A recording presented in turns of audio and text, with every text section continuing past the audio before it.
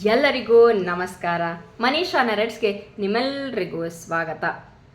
ಕೇಸರಿ ನಂದನ, ವಾಯುಪುತ್ರ, ಅಂಜನಿ ಸುತ, ಪವನ ಪುತ್ರ ಹಿಂಗ ಹಲವಾರು ಹೆಸರುಗಳನ್ನು ಹೊತ್ತ ವೀರಾಂಜನೇಯನ ಚರಿತ್ರೆ ಬಹಳಷ್ಟು ದೊಡ್ಡದು.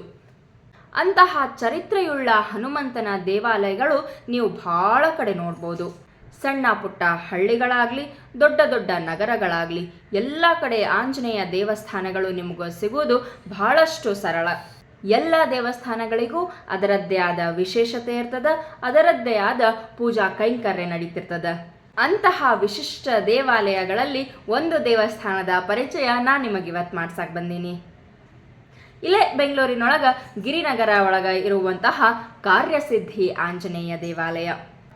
ಏನಿದು ಕಾರ್ಯಸಿದ್ಧಿ ಆಂಜನೇಯ ದೇವಾಲಯ? ಹೆಸರೇ ಸೂಚಿಸುವಂಗ ಕಾರ್ಯವನ್ನ ಸಿದ್ಧಿಗೊಳಿಸುವ ಆಂಜನೇಯ ದೇವಾಲಯ ಅಂತಲೇ ಹೇಳ್ಬೋದು.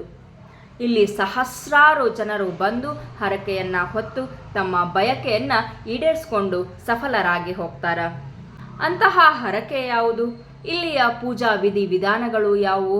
ಯಾವ ಥರ ಹರಕೆಯನ್ನು ಕಟ್ಕೋಬೇಕು, ಅದನ್ನು ಯಾವ ಥರ ನಿಭಾಯಿಸಬೇಕು ಅನ್ನೋದು ಒಂದು ಪದ್ಧತಿಯಿಂದ ಮಾಡಿಕೊಂಡು ಬಂದಾರ. ಏನಪ್ಪ ಅಂತಂದ್ರೆ ಅಲ್ಲಿ ಒಂದು ಕಾಯಿ ತಗೋಬೇಕು, ಅಥವಾ ನೀವು ಮನೆಯಿಂದ ಕಾಯಿ ತಂದರೂ ಪರವಾಗಿಲ್ಲ.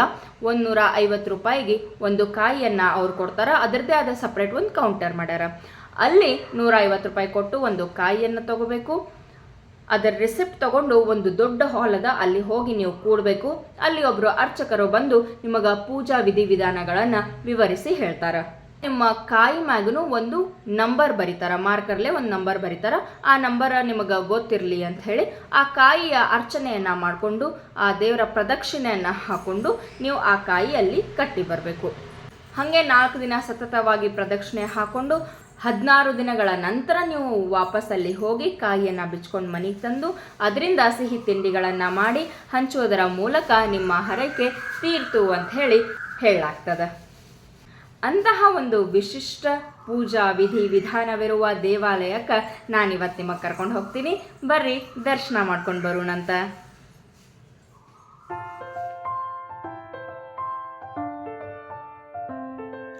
Third C main road, first phase, Girinagar, Bengaluru. ಮೆಜೆಸ್ಟಿಕ್ಕಿಂದ 7 ಕಿಲೋಮೀಟರ್ ಹಾಕದ ಸಾಕಷ್ಟು ಬಸ್ಗಳು ಅದಾವು. ಸೀತಾ ಸರ್ಕಲ್ ಅಂತ ಹೇಳಿ ಒಂದು ಸರ್ಕಲ್ ಅದ, ಅಲ್ಲಿ ಇಳ್ಕೊಂಡು ನೀವು ಗುಡಿ ತನಕ ನಡ್ಕೋತ ಬರಬೇಕಾಗ್ತದ.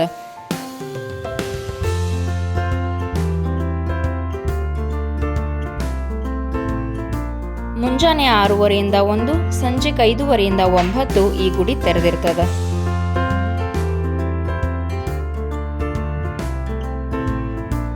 ಇಲ್ಲಿ ವಿವರಣೆಗಳು ಹಾಕ್ಯಾರ, ಕೌಂಟರ್ ಅದ, ಇಲ್ಲಿಯೇ ನಾವು ಕಾಯಿ ತಗೊಂಡು ಟಿಕೆಟ್ ತಗೋಬೇಕು.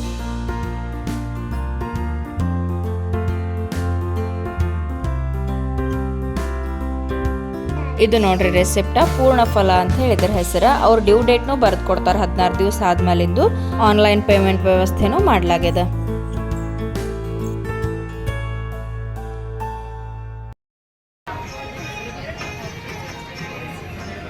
ಇಲ್ಲಿ ನಳಗಳು ಅದಾವು, ನೀರಿನ ವ್ಯವಸ್ಥೆ ಮಾಡ್ಲಾಗ್ಯದ. ಮಿತವಾಗಿ ನೀರನ್ನು ಬಳಸಿ ಅಂಥೇಳಿ ಬೋರ್ಡ್ನು ಹಾಕ್ಯಾರ. ಅದನ್ನು ನಾವು ಗಮನದಲ್ಲಿಟ್ಟುಕೊಂಡು ಕಾಲು ತೊಳ್ಕೊಂಡು ದೇವರ ದರ್ಶನಕ್ಕಂಥೇಳಿ ಒಳಗೆ ಹೊಂಟ್ವಿ. ಮೈಸೂರಿನ ಪೂಜ್ಯ ಶ್ರೀ ಗಣಪತಿ ಸಚ್ಚಿದಾನಂದ ಸ್ವಾಮೀಜಿಯವರ ನಿರ್ವಹಣೆಯಲ್ಲಿ ಈ ದೇವಸ್ಥಾನ ನಿರ್ಮಾಣ ಆಯಿತು ಅಂಥೇಳಿ ಹೇಳಲಾಗ್ತದ. ಇವರು ಅವಧೂತ ದತ್ತಪೀಠ ಅಂಥೇಳಿ ರಚಿಸ್ಯಾರ. ಅದರ ನಿರ್ವಹಣೆಯಲ್ಲಿಯೇ ಇವೆಲ್ಲ ಕಾರ್ಯಗಳನ್ನು ಮಾಡ್ತಾರೆ. ಅನುಕೂಲದ ಏಳ್ಗೆಗಾಗಿ ಸಮಾಜವನ್ನು ಉನ್ನತೀಕರಿಸುವ ಯೋಜನೆಗಳನ್ನು ಇವರು ಹಮ್ಮಿಕೊಂಡು ನಮ್ಮನ್ನು ರಕ್ಷಿಸುವ ಕಾರ್ಯವನ್ನು ಮಾಡ್ತಾ ಇದ್ದಾರೆ. ಇಲ್ಲೇ ನೋಡ್ರಿ, ಸಾಮೂಹಿಕವಾಗಿ ಎಲ್ಲರೂ ಕುಂತು ಅರ್ಚನೆಯನ್ನು ಮಾಡಿ ಕೆಲವು ಮಂತ್ರಗಳನ್ನು ಹೇಳಿ ಅರ್ಚಕರು ಪೂಜೆ ಮಾಡಿಸ್ಕೊಡ್ತಾರೆ. ಕಾಯಿ ಕಟ್ಟುವವರಿಗೆ ಒಂದು ಮಂತ್ರ ಇರ್ತದ, ಕಾಯಿ ಬಿಚ್ಚುವವರಿಗೆ ಒಂದು ಮಂತ್ರ ಇರ್ತದ.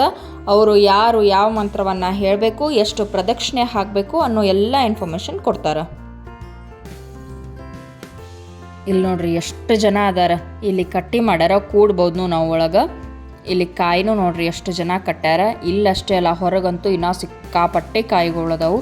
ಎಲ್ಲರೂ ತಮ್ಮ ಬಯಕೆನ ಈಡೇರಿಸ್ಕೊಂಡು ಹೋಗ್ತಾರೆ. ಇಲ್ಲಿರುವ ಹನುಮಂತನ ವಿಗ್ರಹ 200 ಟನ್ ಅದ ಅಂತ, ಏಕಶಿಲಾ ವಿಗ್ರಹ. ಇದನ್ನ ಸುಬ್ರಹ್ಮಣ್ಯ ಆಚಾರ್ಯ ಎಂಬ ಶಿಲ್ಪಿಯವರ ಮಾರ್ಗದರ್ಶನದಲ್ಲಿ ಒಟ್ಟು 18 ಜನ ಇದರ ಕೆತ್ತನೆಯನ್ನ ಮಾಡ್ಯಾರಂತ. ಮತ್ತಿದನ್ನ ಪೂರ್ಣಗೊಳಿಸಾಕ ಒಟ್ಟು ಅವ್ರಿಗೆ 10 ತಿಂಗಳು ಬೇಕಾಯ್ತಂತ ನೋಡ್ರಿ. ಮತ್ತು ಹಾಗೆ ಇಲ್ಲಿ ಅನಘಾದೇವಿ, ಶಿವ, ಗಣಪತಿ, ದತ್ತಾತ್ರೇಯರ ಸನ್ನಿಧಿಗಳು ಅದಾವು.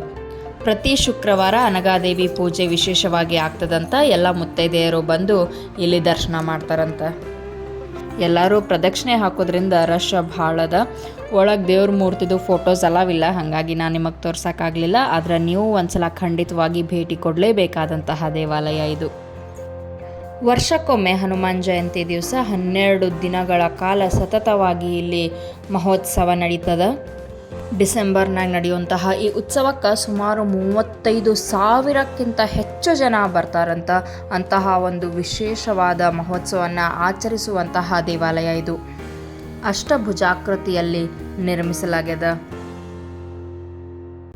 ಗರ್ಭಗುಡಿಯಿಂದ ಹೊರಗೆ ಬಂದ ಮೇಲೂ ಒಂದು ಆಂಜನೇಯನ ಮೂರ್ತಿಯನ್ನು ಪ್ರತಿಷ್ಠಾಪನೆ ಮಾಡ್ಯಾರ.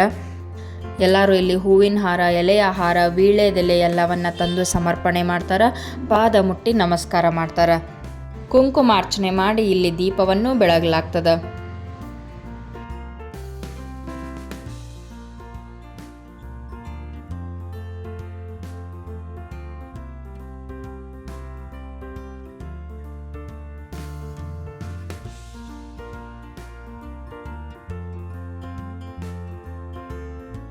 ಕಾರ್ಯಸಿದ್ಧಿ ಆಂಜನೇಯ ಮಂತ್ರವನ್ನು ಇಲ್ಲಿ ಬರ್ದಾರ. ಅದನ್ನು ಪಠಿಸುತ್ತಾ ಪ್ರದಕ್ಷಿಣೆ ಹಾಕೋದ್ರಿಂದ ಹೆಚ್ಚು ಲಾಭದಾಯಕ ಅಂತ ಹೇಳಲಾಗ್ತದೆ.